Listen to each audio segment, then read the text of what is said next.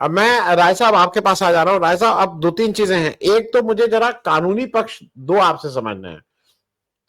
ये जो सिन्हा जी, राकेश सिन्हा जी वाला मामला है, वो फरवरी महीने में दिल्ली में वोट देते हैं, उससे पहले लोकसभा में भी दिल्ली में वोट देते हैं, और फिर अप्रैल महीने में आके वो बिहार के वोटर हो जाते हैं। टेक्निकली लोग ये कहेंगे कि इसमें कोई दिक्कत नहीं है, तो टेक्निकली तो ये है कि हर महीने आप कूद कूद के जहां जहां इलेक्शन हो वहां वहां के जाके वोटर बन जाइए, तो टेक्निकली तो इसमें भी कोई दिक्कत नहीं होनी चाहिए। और जैसा सामने आया कि 4 ट्रेन का तो खुलासा कपिल सिब्बल ने किया, सौरभ भारद्वाज ने किया, कांग्रेस पार्टी ने भी किया कि किस तरह से 4 ट्रेनें गुड़गांव से और हरियाणा के अलग अलग जगह से चल के सीधे पटना पहुंची। पटना पहुंची, और भी जगह बिहार के 2-3 स्टेशन पे वो सीधे गई, और उसमें सारे जो लोग गए थे, ऐसा कहा जा रहा है कि वो वोट डालने के लिए भेजे गए थे। इसमें भी सब लोग चुप हैं।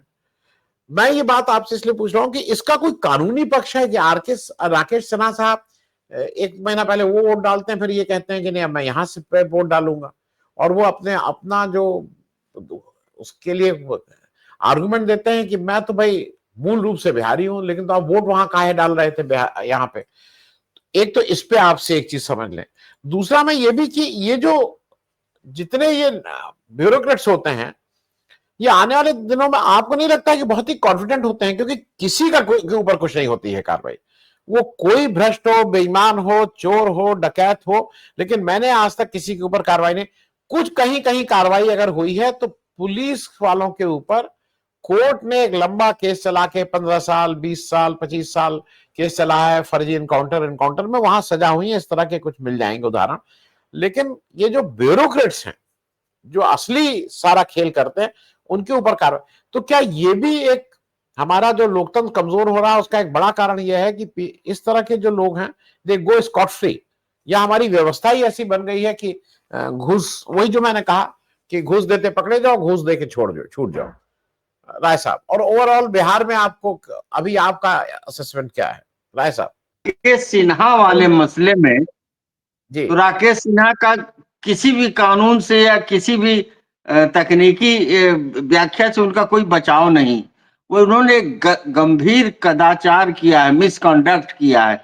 एक नागरिक होने के नाते और एक बुद्धिजीवी और सम्मानित व्यक्ति होने का दावा करने के खातिर उनको उनके लिए ये बहुत निंदनीय है। उनके खिलाफ कार्रवाई होनी चाहिए।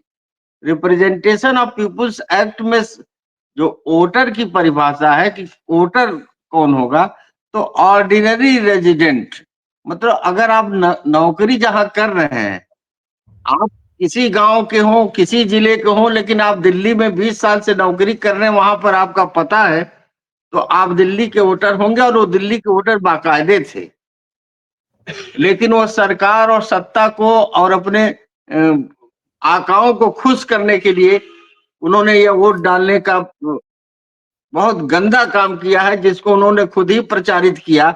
और उन्हें ये पता नहीं था कि ये प्रचारित करना उन पर कितना भारी पड़ेगा।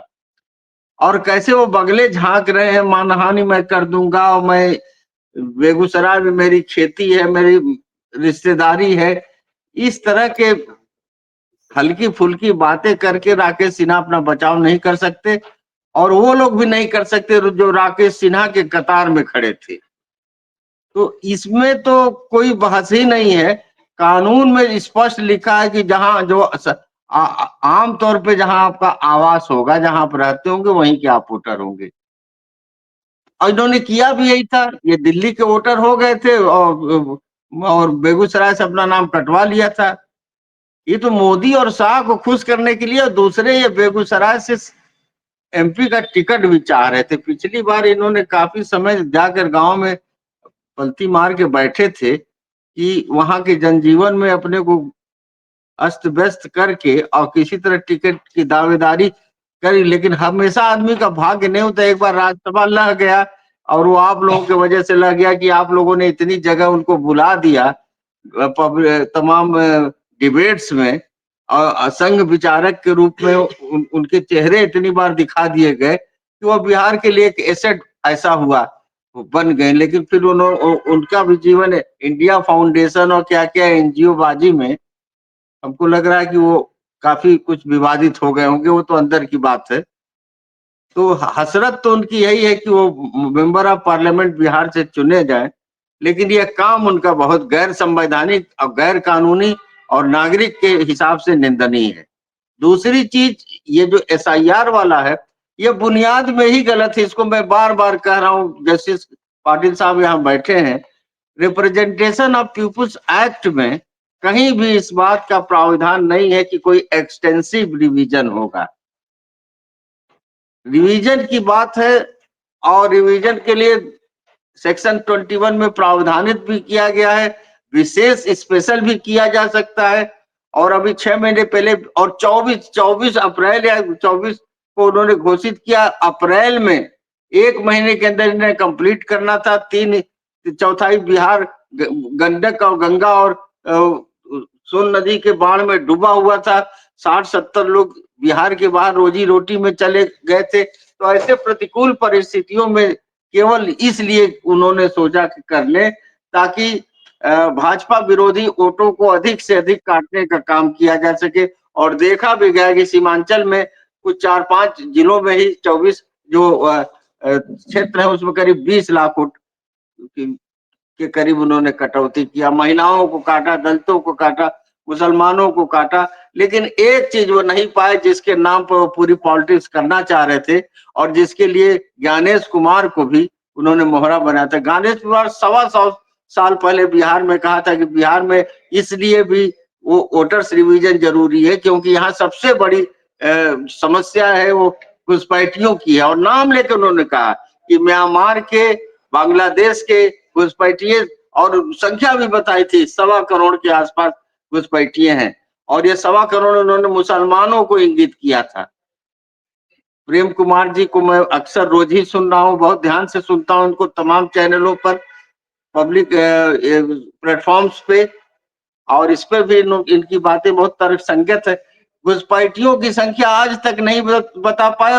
और योगेंद्र यादव से लेकर ये सारे लोग जो जमीनी काम कर, उन्होंने कहा कि 10-20 घुसपैठियों की लिस्ट है केवल। सीमांचल से 10 या 12 घुसपैठिए इन्होंने अभी तक चिन्हित कर पाए हैं। तो ये तो एक बात हुआ। तीसरी बात यह कि अब देखिए माइक्रो एनालिस्ट की भरमार आ गई है, पढ़े लिखे। एक जो दौर हिंदुस्तान में प्रणव राय से चला, फिर उसके बाद योगेंद्र यादव, फिर चुनाव के लिए सेफोलॉजी की एक अधिक विज्ञान विकसित हुआ। लेकिन हम लोग जो छात्र जीवन में, छात्र राजनीति से निकले, हम लोग देश दुनिया के माहौल को देखकर जैसे लगता है 2-3 घटनाएं ऐसी हैं जिससे हम बिहार के जनता के मूड को प्रोडिक्ट कर सकते हैं। एक तो न्यूयॉर्क के मेयर का चुनाव, जिस तरह से वहां का जो मेयर का चुनाव हुआ, जोहरान ममदानी क्या नाम था उनका, वो चुने गए, जोहरान ममदानी। और जिस तरह से उन्होंने सर्व सत्ता के प्रभाव को और ट्रंप को ललकार के वो चुनाव जीता, और नौजवान को न्यूयॉर्क की जनता ने, जो दुनिया की सबसे महंगा शहर है, जहाँ का इनकम 4-6 देशों को मिला दिया जाए उनके बराबर केवल न्यूयॉर्क सिटी का इनकम। वहां व्यक्ति इमिग्रेंट्स की बात करके, बेरोजगारों की बात करके, बेरोजगारों और गरीबों की बात करके चुनाव जीता। दूसरा, जेएनयू में शासन का चुनाव, लेफ्ट फ्रंट, जहां केंद्र में मोदी बैठे हैं, जहां पर दिल्ली में ये बैठी है रेखा गुप्ता, जो कि जमुना जी के पैरेलल एक बिस्लेरी की जमुना बना रही थी अपने मोदी जी को छठ का स्नान कराने के लिए। जहां पूरा जेएनयू प्रशासन, जेएनयू वीसी, पुलिस, गृह मंत्रालय, केंद्र सरकार, पूरा का पूरा इस पैनल को हराने पे लगा हुआ था। वहां चारों सीटों पर विद्यार्थी परिषद को जिस तरह से जिताने का काम किया। जेएनयू में आधे लोग बिहार के, पता, या तो बिहार का प्रेसिडेंट आजकल हो रहा है, इस बार जो लड़की जीती वो बनारस की, उत्तर प्रदेश की है। तो बिहार का ये पिछली बार का प्रेसिडेंट माले की तरफ से वहां पे लड़ रहा भी है, भोरे कॉन्स्टिट्यूएंसी से। तो ये सारे संकेत हैं जिसमें लग रहा है कि जब आप ही लोग बताते हैं, सर हमारे बताए प्रेम कुमार जी एक चैनल पे कि 58 या 54% लड़के वो हैं जो 25 साल से कम उम्र के वोटर हैं। 58 से 54% लोग जब इतना यंग वोटर है बिहार में, तो बिहार में 10,000 और 5,000, 10,000 वाला देखिए ओवर वो किया जा रहा है।